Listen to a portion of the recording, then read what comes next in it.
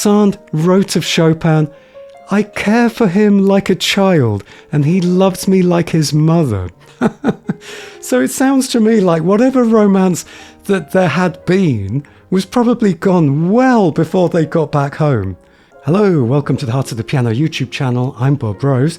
Now, most biographies of composers are rather dusty and dry affairs with little in the way of juicy gossip that would actually help us to see how human, strange and interesting these musical geniuses really were. So if this video does well, I'll be creating a series of videos dishing the dirt on all of their private lives.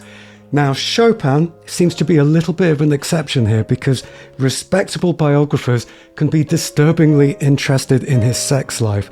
So, for example, this is a little taste of what you can look forward to later. Most scholars of the topic are agreed that it was during these first few weeks at Noha, in the summer of 1839, that Chopin and Sand ceased having sexual relations. Talk about a shamelessly nosy tone for a respected biography. A biographer of Sand's allowed themselves an even more nosy speculation on what might have caused this problem. We can only surmise, for the documentary evidence is lacking, that she had found the physical act of lovemaking with Chopin considerably less exalting than his music.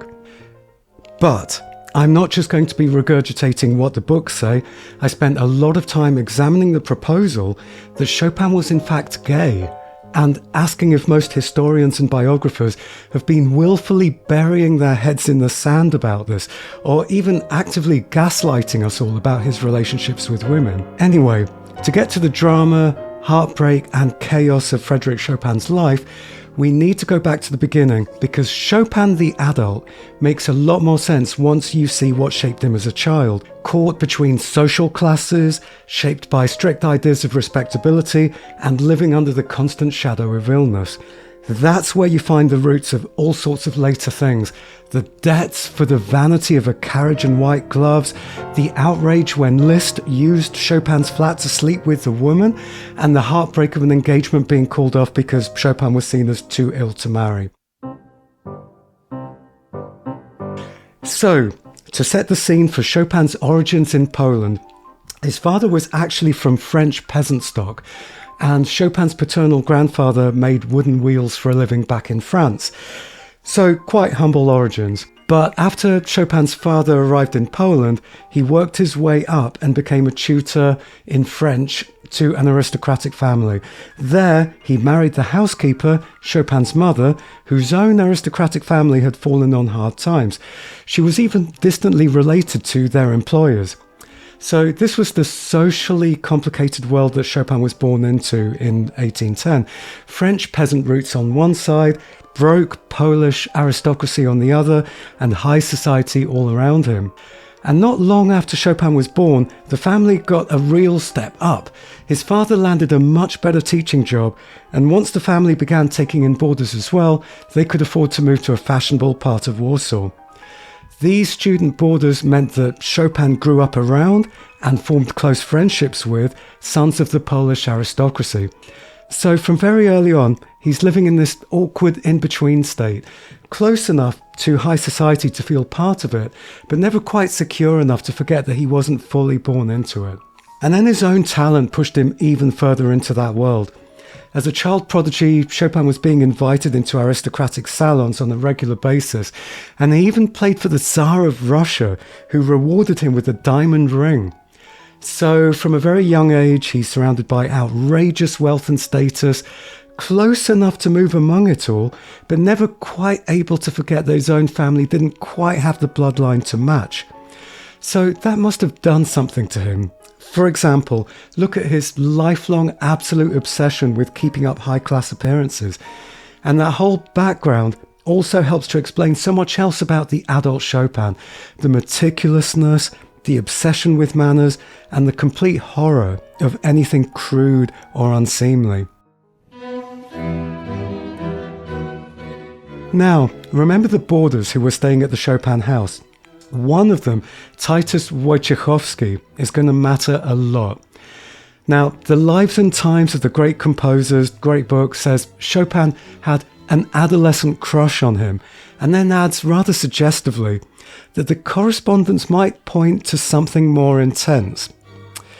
It's very obvious what the author is getting at here, but although most historians downplay the very intimate letters he sent to male friends and companions, only just a few years ago, a Swiss pianist and journalist, Moritz Weber, apparently hit headlines by claiming that historians have actively and deliberately hidden the evidence that Chopin was gay, and that there is no evidence for almost all of the tragic romances that Chopin supposedly had with women. While mainstream music historians still heavily contest this, Weber does have some strong arguments that certainly raise eyebrows.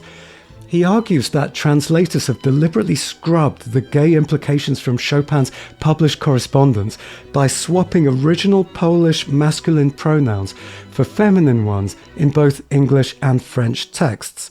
So when Chopin wrote passionately about his lifelong devotion to a male ideal, translators literally changed him to her. So to back this up, editors supposedly dropped in completely unsupported footnotes claiming he was pining after female singing students or aristocratic girls. But Weber points out that if you actually look for the hard evidence of these grand romances or secret engagements, there isn't a single surviving letter from Chopin to these women. As far as Weber's concerned, biographers just blindly repeated these supposedly baseless footnotes until they successfully morphed into mainstream historical facts. But when you look at the surviving letters to his male friends, ones that you can see in any book of Chopin's letters, things seem to get a bit spicy. So that alleged adolescent crush on the male boarder, in the letters, Chopin begs him, "Give me a kiss, dearest beloved," frankly admits, "I love only you," and tells him, "I should only want you now and then, because I'm almost going mad with longing, especially when it rains." He even playfully replies to one of Titus's now lost letters by writing, "Dearest Titus, I have received your latest letter, the one in which you say that I ought to kiss you," and frequently promises physical affection, telling him, "Write to me, in a week I shall caress you again." Now, traditional historians tend to wave this off as just the dramatic, flowery language of the Romantic era, but Weber points out that Chopin seemed specifically aware of how these letters might be read. So in one letter he writes, "I embrace you warmly." That is what people usually write at the end of letters, but they do not know what they are writing. He then insists, "Believe me, however, that I know what I have written, because I love you, like CH," and then the CH, of course, standing for Chopin.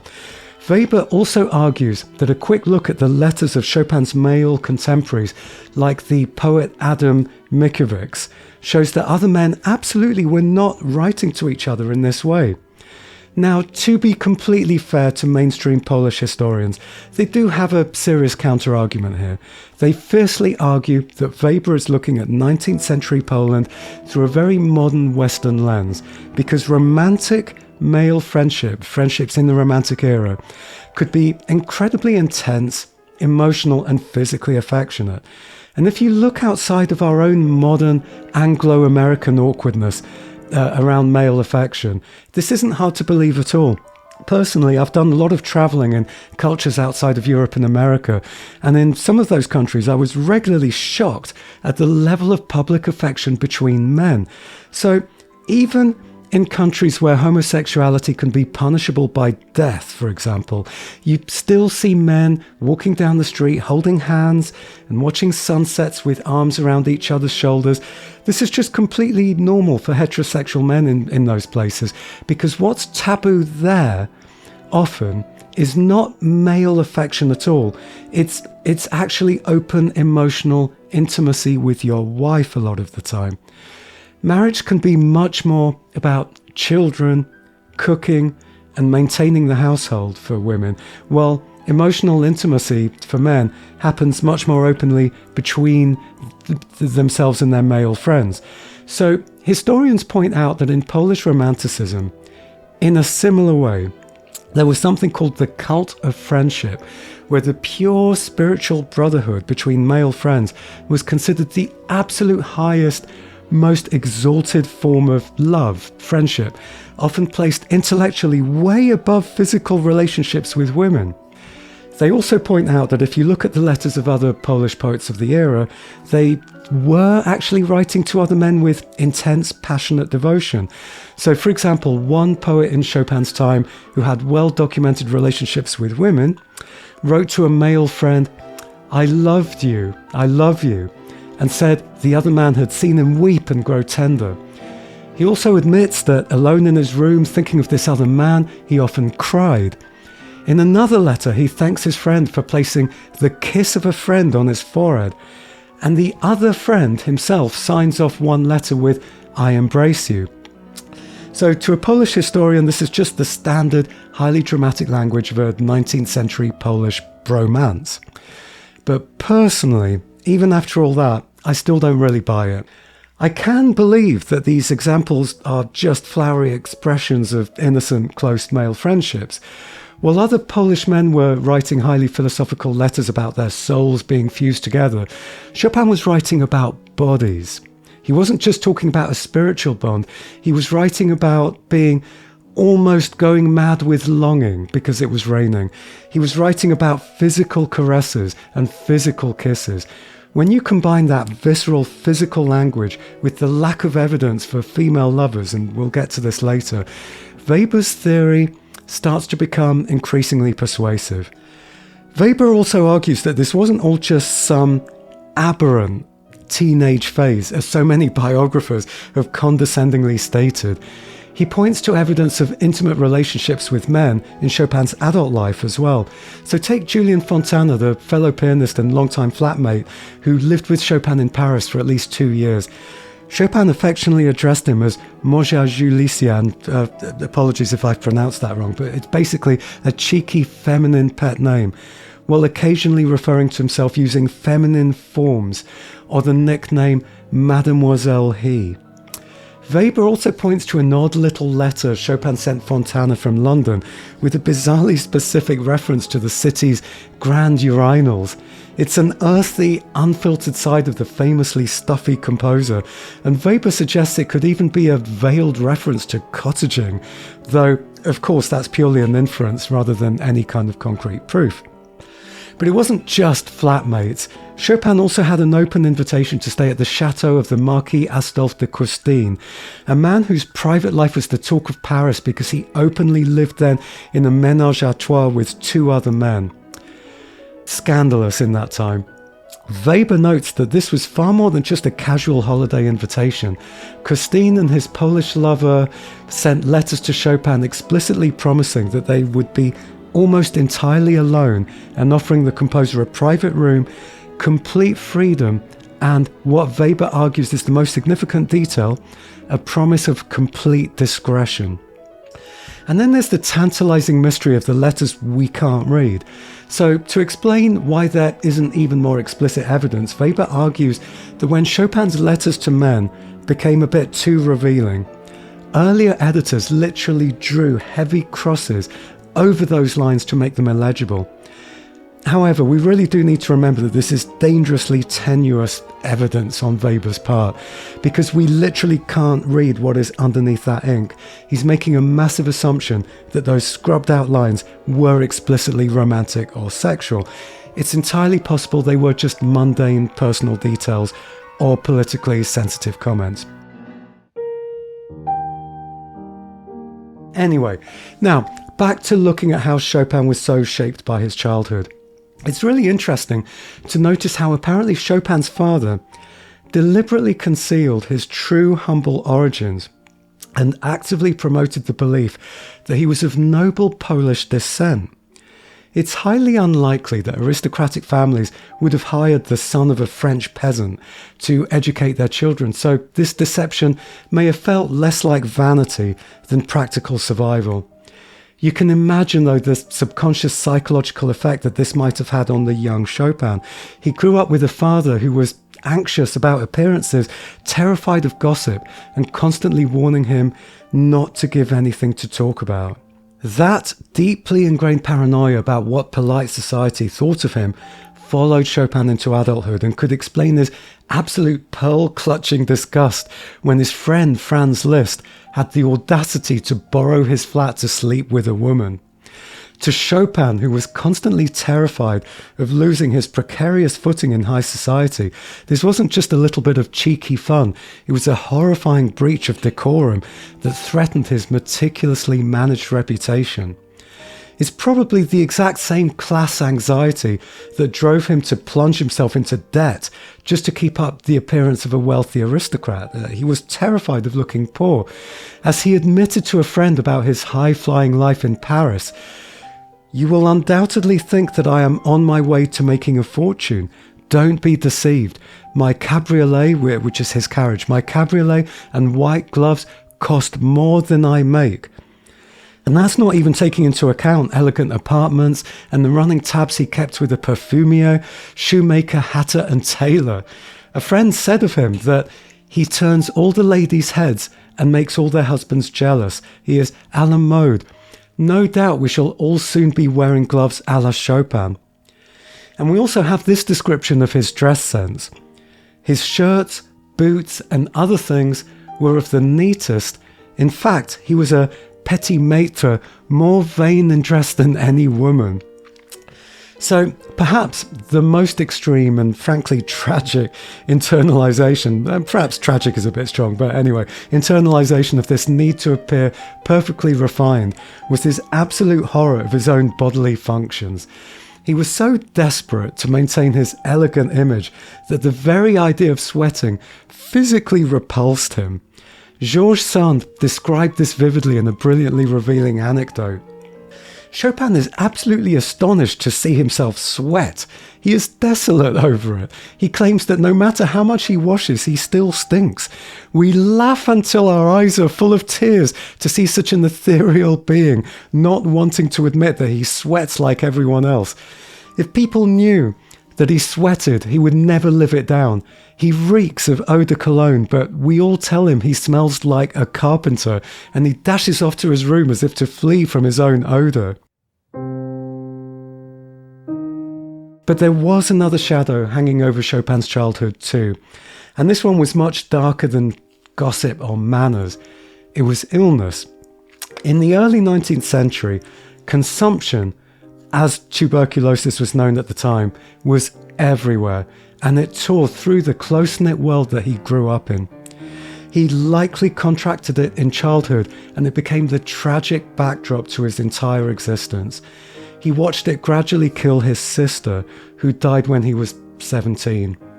His mother's grief was so profound that she never stopped wearing mourning clothes for the rest of her life. It killed some of his teachers, it killed some of the student boarders living in his family's home, and eventually it would claim his father and some of his closest friends. And the cures of the era were practically as traumatizing as the diseases themselves. Just some of the treatments that young Chopin had to endure for his endless ailments included a bizarre strict diet of oat gruel and acorn water and live leeches attached to his throat.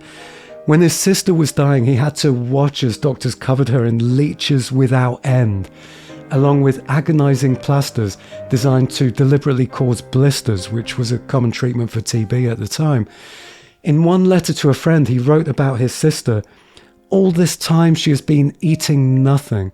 She has grown so thin that you wouldn't know her." So even after Chopin left Poland, his family and friends were often suffocatingly overprotective. When he was living in Paris, his mothers and sisters were constantly sending him letters, nagging him to wrap up carefully in cold and wet weather.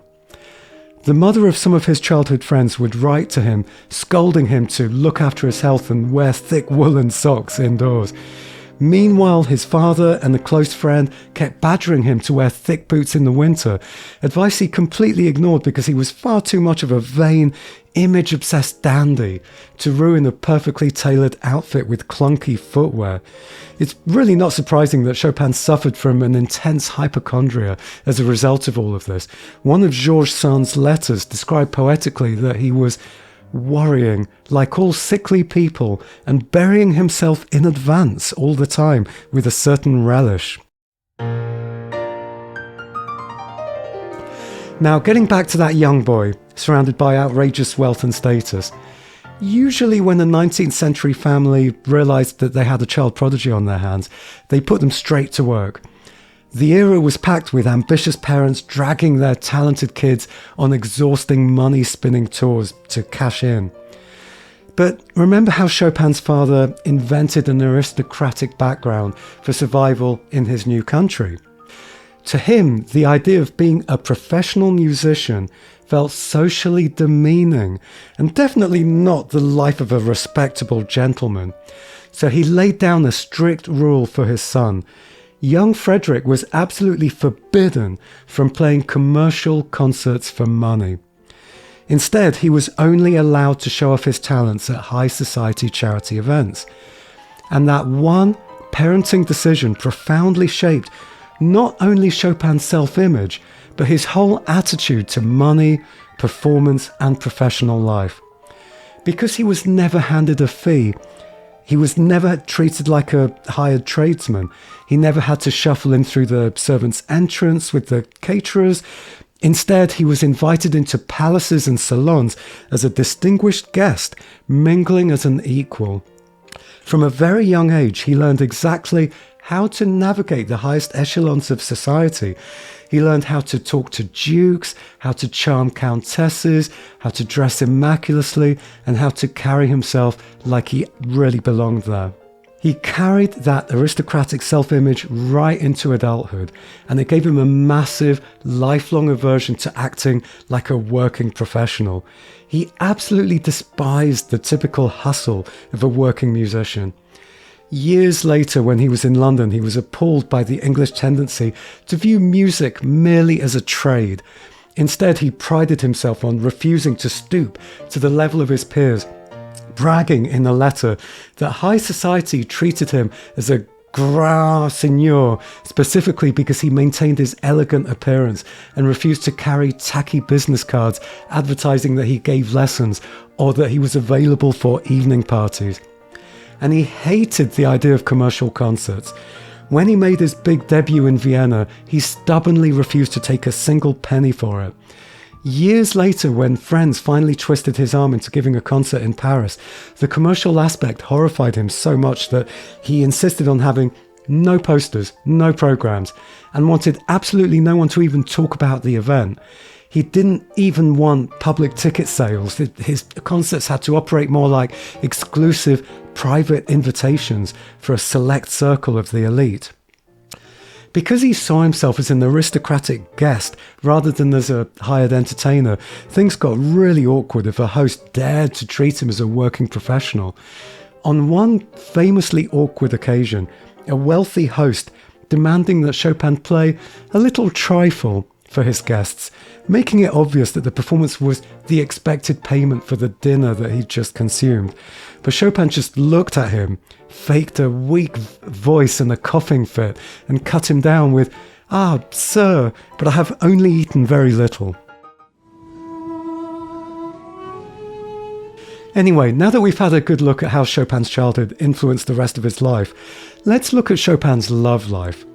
And for the moment, I'll put the arguments that these romances never happened and that Chopin was actually gay to the side. So the traditional version of Chopin's love life, a beautiful singing student called Constantia, was Chopin's first love. He didn't speak to her. He didn't even introduce himself. He just watched her from afar while she flirted with officers from a local garrison. In a letter to a friend, he said, "6 months have elapsed, and I have not yet exchanged a syllable with her of whom I dream every night. Whilst my thoughts were with her, I composed the adagio of my concerto, and early this morning she inspired the waltz which I send along with this letter." It was only right at the end of his time in Poland, just weeks before leaving, that he finally managed to pluck up the courage to tell her how he felt. And somehow, in a very short amount of time, they ended up exchanging rings and swearing to write. But once he was gone, nothing happened and the romance simply dissolved. And then there was Maria Wodzinska. Chopin had known her brothers for years because they'd once been boarders at his house, but when he saw her again after a long absence, now she was a striking 16-year-old, he was captivated. They fell deeply in love and got engaged. Maria's mother wasn't exactly against the engagement, but she insisted that they keep it completely secret and gave the sickly Chopin strict instructions to look after his health, go to bed early, and behave himself. But what did Chopin do? He did exactly the opposite and threw himself straight into Paris's bohemian party scene, living a chaotic, expensive late-night lifestyle. Before long, alarming reports were filtering back to the Wojcinskis in Poland. And for Maria's mother, that gossip landed on top of the thing she was already most worried about, which was his health. Chopin had recently been so ill that a doctor friend had to move into his apartment to nurse him. At that point, he must have looked like a terrible risk as a husband for her daughter. So they more or less ghosted him and stopped replying to his letters. Chopin's reaction to this rejection was very dramatic. He took all of Maria's letters and tied the whole bundle together with a pink ribbon, and put a label on it saying, "My misery." He kept it in a drawer in his apartment until the day that he died. But when you hear the stories about these romances with all of this in mind, doesn't it become surprisingly hard to brush off Weber's argument that a lot of this may have been built up, distorted, or even invented to give Chopin a respectable heterosexual image? And when you look at the evidence that he lays out, you can really start to see why. So let's start with Constantia. All those tortured, pining references that later biographies confidently attached to her, Weber's argument is that a lot of them were not about Constantia at all, but about Titus Wojciechowski. Remember that boarder that Chopin had a crush on, the one that I said would matter a lot. And the reason Weber says that is pretty explosive. For decades, apparently translators have been going into the archives and deliberately changing masculine Polish pronouns to female ones to hide what was really going on. And on top of that, editors started using footnotes to identify these altered references as being about Constantia, even though Chopin itself had not named her. Once that happened, biographers could repeat the claim as if it were established fact. Weber's point is that if you strip all that away and look at what Chopin actually says about Constantia, the evidence for some grand, tragic romance suddenly looks much, much thinner. The same goes for that dramatic story about the two of them exchanging rings before he left Poland. Weber argues that there's no primary source evidence that this ever happened at all. Even the traditional biographies trip over themselves and conflict over the details of these rings. And some even admit that there's no proof at all that they promised to stay in touch when he moved away. And then there's Constantia herself. Years later, when she had a biography of Chopin read to her, she said she was amazed to discover how much she had meant to the young composer. She had no idea that his feeling for her had been so intense. Well, of course she didn't if that romance had never taken place. Then there's Maria Wojcinska, supposedly the great heartbreak of Chopin's youth. But here, too, Weber asks a very awkward question. Where's the evidence? There isn't a single surviving letter from Chopin to Maria, and she barely appears in his surviving correspondence at all. And yet, editors of his letters and biographies confidently talk about a secret engagement and his desperate wish to marry her, as though all of this were firmly established. Weber's complaint is that a huge amount of that certainty rests on very shaky foundations.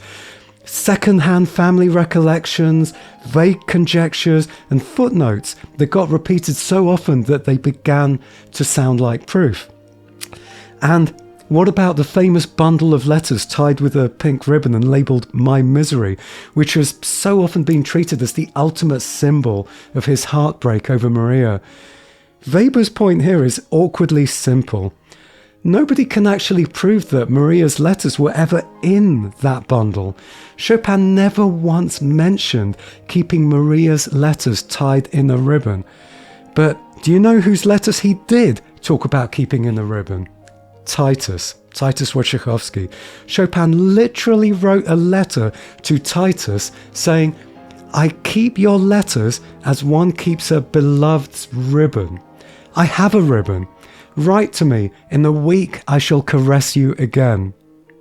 In another letter to him, he said, "Your letters are in my heart and in the ribbon."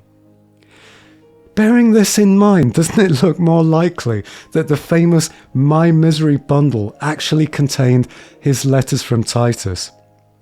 What really strikes me personally is how so many little quotes and stories just keep popping up in all of the biographies, all adding up to such a strong impression that Chopin was just not interested that way in the ladies. Think back to the doctor friend who moved into Chopin's apartment to nurse him. Weber argues that this may not have been quite as innocently domestic as the biographers suggest. And I couldn't help noticing one story where somebody teased Chopin about whether he had a romantic interest in one particular woman. He shut the whole thing down quite bluntly, saying that he had no particular friends among the ladies, that he gave to all an equal share of his attention. But whatever the truth might be about Chopin's early romances, there's no denying Chopin's relationship with the woman who forced her way into his life at this point, a relationship that would soon turn them into one of the most famous and oddly matched couples in history. Let's set the scene for their first encounter. So, Franz Liszt and his mistress, the Countess Marie d'Agoult, were holding court in their Paris apartment. Their salon was thick with conversation, full of some of the greatest painters, writers, and musicians of the era. One gathering here had been described as a massive affectation, vanities, pretentiousness, of bombast and uproar of every kind. And living here with them, too, was one particular woman who was already famous, deeply controversial, and trailed by scandal wherever she went. And it was in this crowded, noisy salon that Chopin first laid eyes on her, Georges Sand. To say it wasn't love at first sight would be an enormous understatement. Walking home afterwards, he said to one of Liszt's friends, "What a repellent person that Sand is. But is she really a woman? I am inclined to doubt it." And he said much the same thing in the letter to his parents. "I met a great celebrity, Madame Sand, but her face is unpleasant and not to my liking at all. Something about her repels me." You couldn't imagine a more seemingly incompatible couple.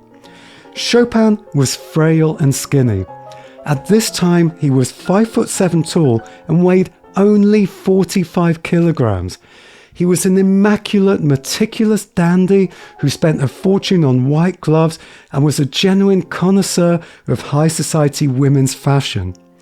Sand, on the other hand, was older and, according to biographies, short, plump and double-chinned. She famously scandalized society by stomping around Paris in men's clothes, which included heavy boots, trousers and ties. She openly smoked cigars in an age where it was considered absolutely shocking for women to smoke. And this mismatch went much deeper than superficial appearances.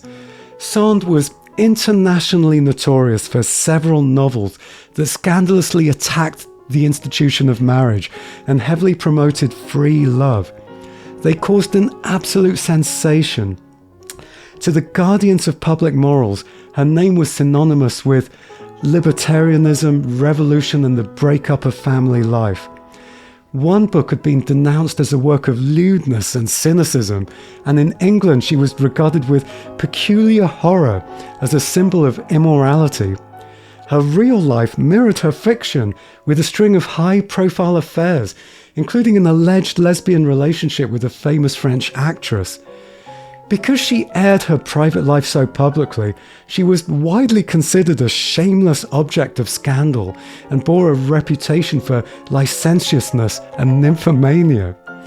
And Sand was immersed in a whole avant-garde world that Chopin found utterly excruciating, a noisy blur of radicals, bohemians, socialist thinkers, philosophers, writers and artists, all arguing about religion, politics, and the social purpose of art. Sand and her circle thrived on these loud, blazing debates. Chopin, who was so easily offended by coarseness and bad manners, felt completely alienated among her loud, cigar-smoking, dishevelled friends.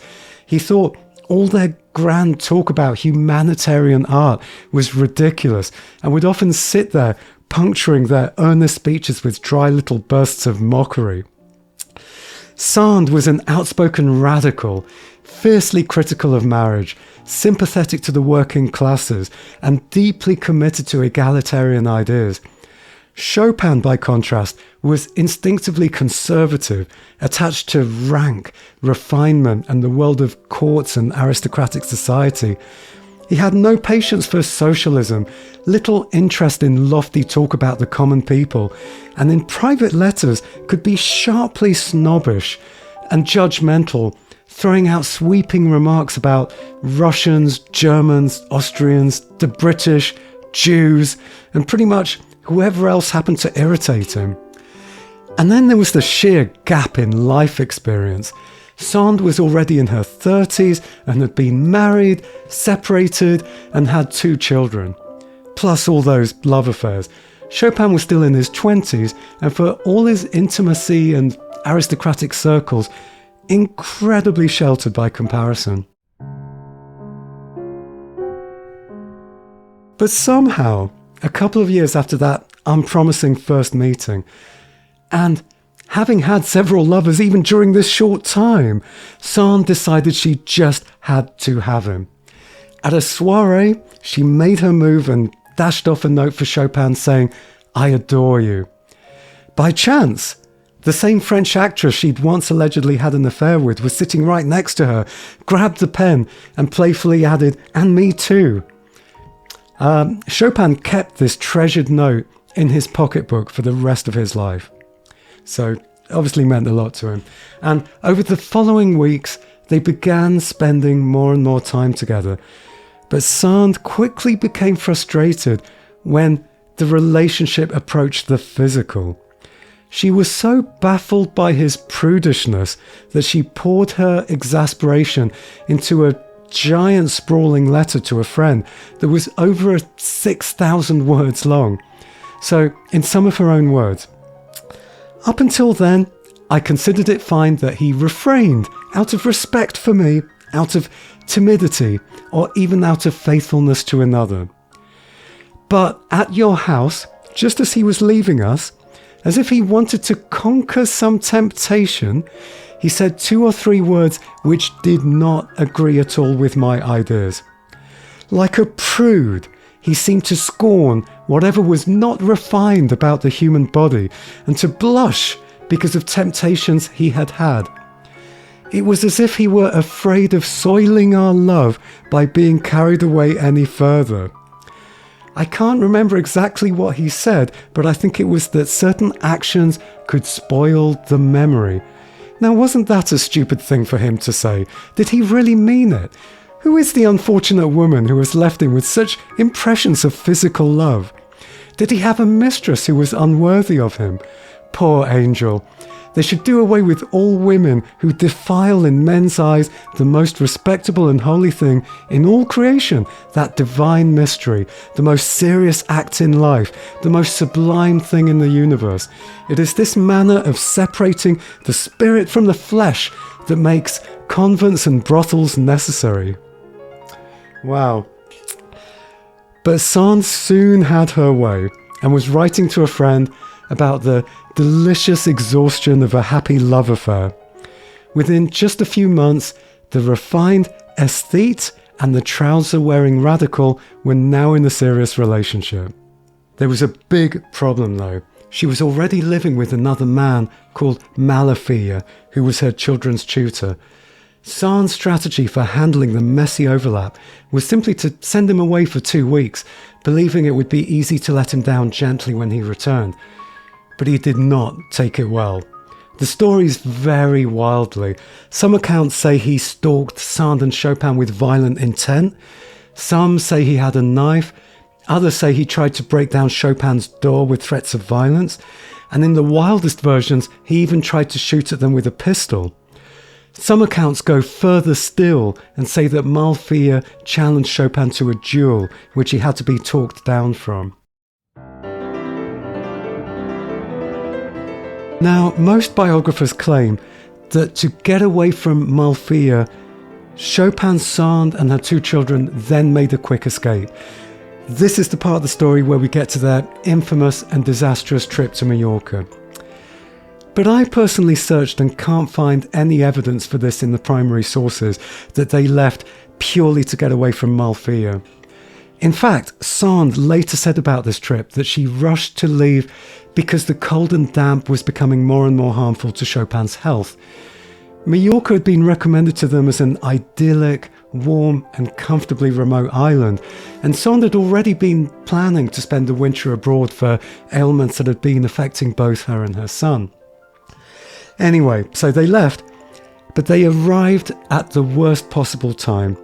It was almost impossible to find places to stay because of so many people who were escaping a civil war in Spain. So they were forced to rent a freezing, drafty and damp villa heated by a charcoal brazier which pumped the unventilated rooms full of toxic smoke. This was obviously catastrophic for Chopin's lungs. Their landlord, terrified of the highly contagious nature of consumption, quickly evicted them and even forced them to pay to have the entire house disinfected and replastered. So the only place they could find to stay was an isolated and abandoned monastery high in the mountains. The deeply conservative and highly religious locals shunned them completely. Here was an unmarried couple who did not attend mass. Sand smoked cigars. Her son and Chopin both had long hair, and her daughter wore trousers.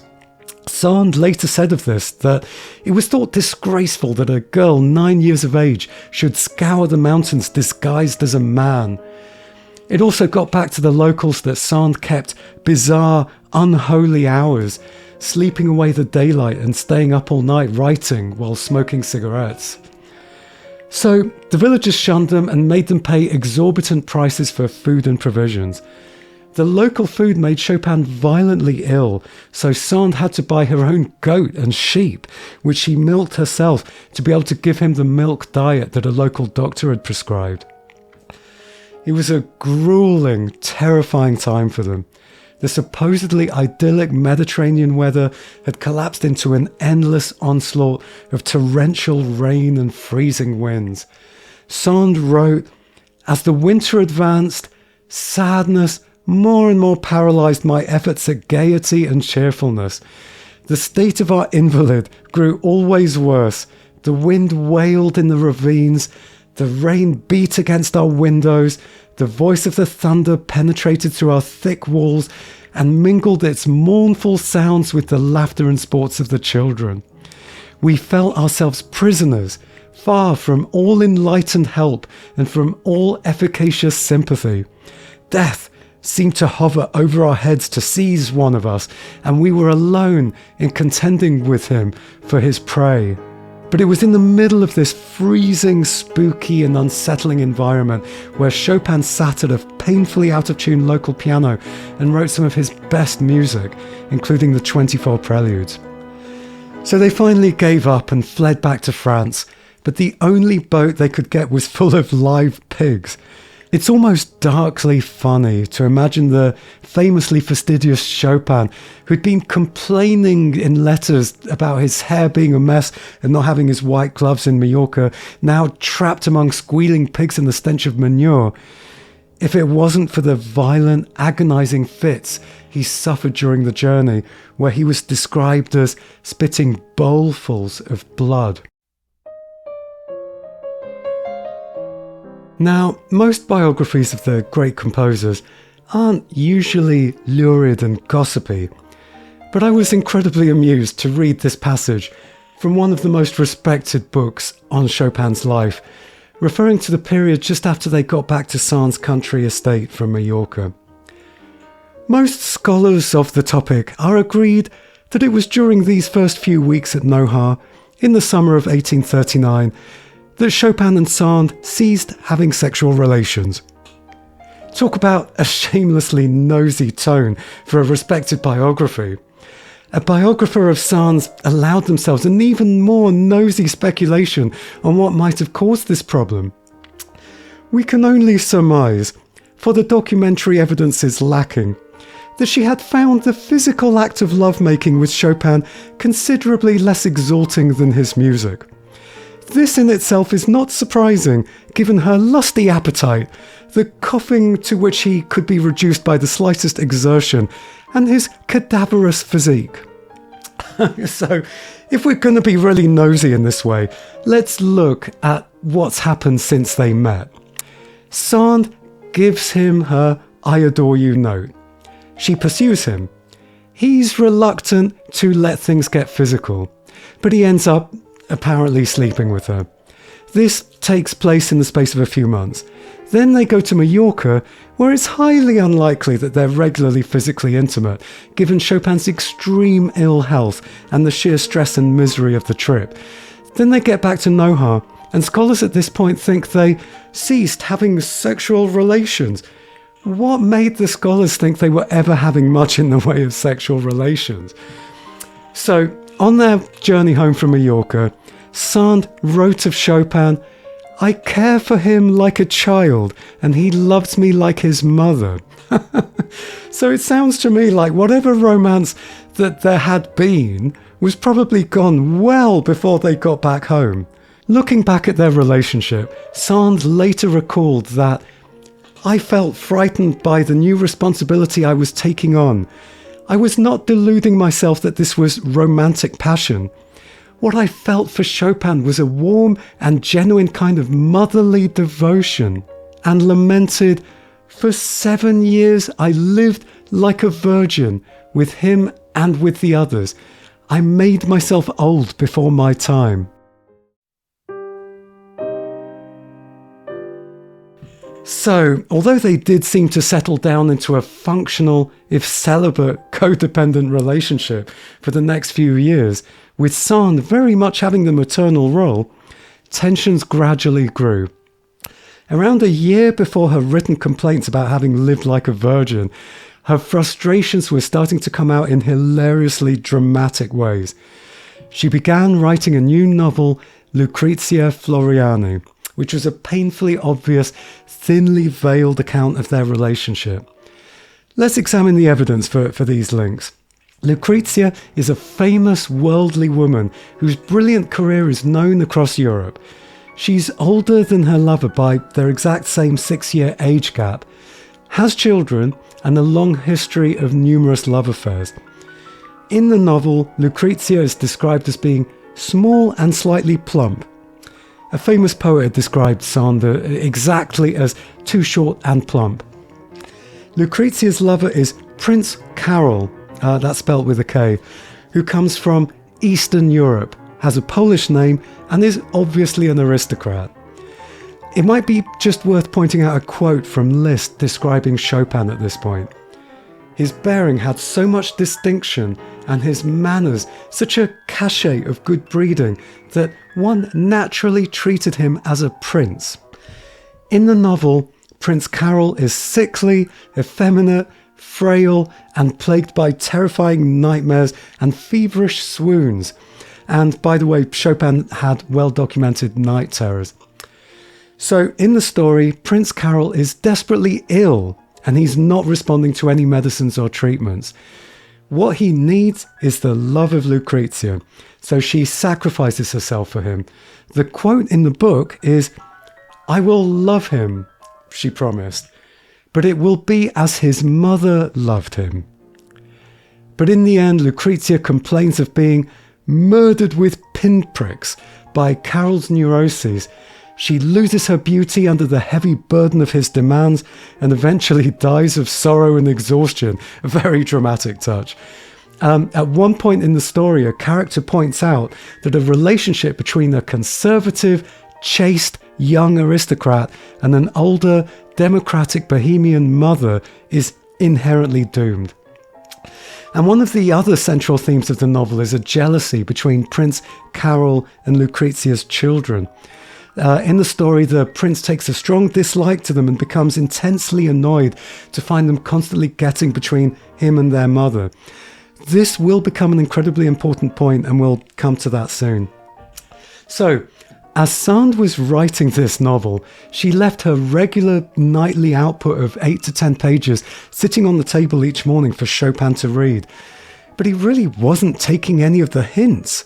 He enthusiastically praised them and apparently completely failed to recognize himself in this pitiful character of Prince Karol. When the completed novel started to be published as a series, all of Paris and beyond immediately recognized who this was really about, and all their friends and acquaintances were absolutely shocked. A female writer noted, "Madame Sand portrays Chopin in the most disgracefully intimate details and with a cold-blooded detachment that nothing can justify. Women can never condemn such betrayals of the boudoir enough. How can such a marvellous genius let herself sink to such bad taste?" Another writer said, "She has shamefully mistreated my poor friend Chopin in a detestable novel divinely written." And Liszt wrote, "Her talent doesn't compensate sufficiently for the vulgarity of this confession." But this didn't stop Liszt from going to quite some effort to get the latest hot off the press updates sent to him when he was touring through remote Transylvania. But while everyone else seemed to know exactly what was going on, Chopin still was not taking the hint. So just 4 days after the publication of the first installment of this lurid autobiographical expose, we have what all biographers call the chicken leg incident. And it's hilarious. There's something so mundane and petty became such a key part of any historical account of Chopin's life. So, we saw in the novel that the prince became increasingly resentful of Lucrezia's children, and in real life, it was true that tensions had been growing between Chopin and Sand's son, Maurice. Apparently, Chopin had made an effort to get on with Maurice, giving him presents that included a gold watch and so on, but Maurice had understandably started to grow resentful about this intruder who needed so much mothering and attention from Maurice's own mother. And when Maurice grew up and entered his 20s, there were all sorts of domestic power struggles where Maurice challenged Chopin's authority. Sand would take her son's side in these disputes, and Chopin was obviously getting unhappy about this.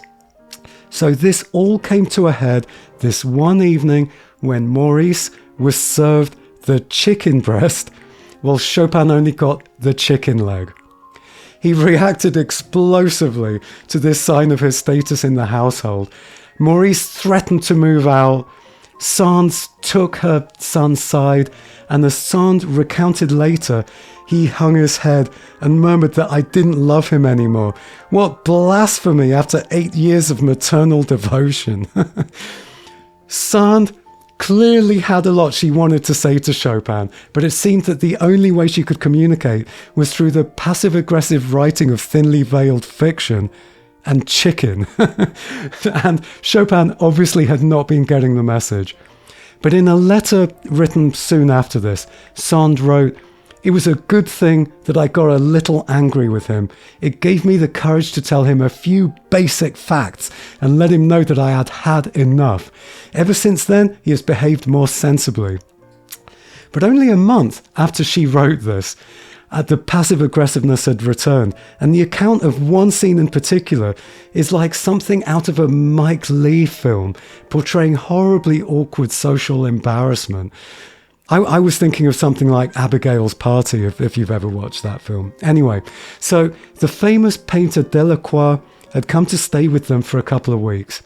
And during this visit, Sand spent a long evening reading the manuscript aloud for all of the guests. Delacroix later recalled, "I was in agony during the reading. The victim and the executioner amazed me equally. Madame Sand seemed to be completely at ease, and Chopin did not stop making admiring comments about the story." Ouch. But what finally ended their relationship involved Sand's daughter, because by this point, the household had become a pressure cooker of divided loyalties, with Sand increasingly protective of her son Maurice, and Chopin increasingly sympathetic to her daughter Solange. Into this already strained household came Clesinger, an absolute disaster of a man. He was a sculptor who pressured Solange to marry him, was heavily in debt, drank to excess, and had a history of beating a pregnant former mistress before abandoning her. Unsurprisingly, he raised the tensions within the family even further. There was a massive violent row at Nohant where Clesinger threatened Maurice with a mallet, punched Sand in the chest, and Maurice went to fetch a gun. Sand immediately threw her daughter and Clesinger out of the house and said she never wanted to see them again. On their way out, Clesinger and Solange tried to make off with Chopin's carriage without having asked him, but Sand caught them and flatly refused to let it leave her property. So the couple ended up stuck in a nearby town with Solange pregnant, exhausted, and reluctant to face a long, rough, public coach ride back to Paris. And this is where Chopin, who was safely away in Paris and hadn't seen any of this explosive row at Nohant for himself, wandered straight into the blast zone. Solange wrote to him directly, begging him to send her mother a note giving permission for them to borrow his carriage. Chopin, who had no real idea of what had happened beyond Solange's version of events, agreed. And that was the fatal mistake. To Sand, this was not some innocent little favour to a pregnant woman in distress. Chopin had chosen Solange and Clesinger over her, siding with the enemy at the worst possible time. She was absolutely furious and even hurled the most poisonous accusation that she could think of, that Chopin was secretly in love with her own daughter. In a 71-page outpouring of rage to a friend, Sand delivered the brutal final verdict on their relationship. "For 9 years, although I was so full of life, I was bound to a corpse." So, although Chopin had a large group of friends and admirers to help him in his new single life, and plenty of women eager to fill the mothering role that Sand had just vacated, his spirits and health quickly declined. And one of these women was a student of his called Jane Stirling, who most biographies refer to as a Scottish spinster, one of those phrases that sounds as if it came wrapped in mothballs. So she was 6 years older than him, like Sand, wealthy, devoted, and soon seemed to take on that platonic, maternal Georges Sand role in his life. And then the revolution in France pushed Chopin into a trip to Britain, and also financial necessity really pushed the necessity of that trip. Now, all the biographies say that Jane Stirling was deeply in love with him, but all I can find in the primary sources is that there was a huge amount of gossip at the time concerning their potential romance, and Chopin kept having to deny it. In one letter, he joked, "I am nearer to a coffin than a bridal bed." Anyway, although Stirling now organised his life much as Sand had, the result was far less protective. She arranged a punishing schedule of concerts and social engagements in Britain in order to help him with his financial situation, now that Sand's lucrative writing was no longer helping to support Chopin's expensive tastes. But not only did all these obligations exhaust him and overwhelm his health, but the infamous British weather was absolutely disastrous for his symptoms, particularly in London, where the heavy coal smoke of the era mixed with the damp and became especially deadly. He arrived back home in Paris in poor physical health after this demanding trip, and the tuberculosis that he'd been fighting for so much of his life finally claimed him. Perhaps we can understand why many biographers had stated that Jane Stirling was deeply in love with Chopin when we hear that she dressed for the rest of her life in mourning clothes and was described as looking and acting like Chopin's widow. She paid for his funeral and memorial and took charge of all his affairs, such as organising his belongings to be sent to all the relevant family members. So even in his death, Chopin still seemed to inspire women to selflessly devote themselves to him. So, I hope that you found this journey into Chopin's private life as fascinating as I did. I spent way more time researching all of this than I was intending to, and I certainly see him in a completely new light now. So I'd be very interested to know what your thoughts are. What do you make of the arguments that Chopin wasn't into women? You know, do let me know in the comments below what you think. As always, if you enjoyed this video, please do support the channel by pressing like and press subscribe and click on the bell icon so you don't miss more videos like this one. Also, I currently have a few spaces in my studio for online piano students. There is a contact form on my website, heartofthepiano.com, if you're interested, and the link is in the description below. So now, go and do some more practice or go and watch some more of my videos. Take care. Goodbye for now.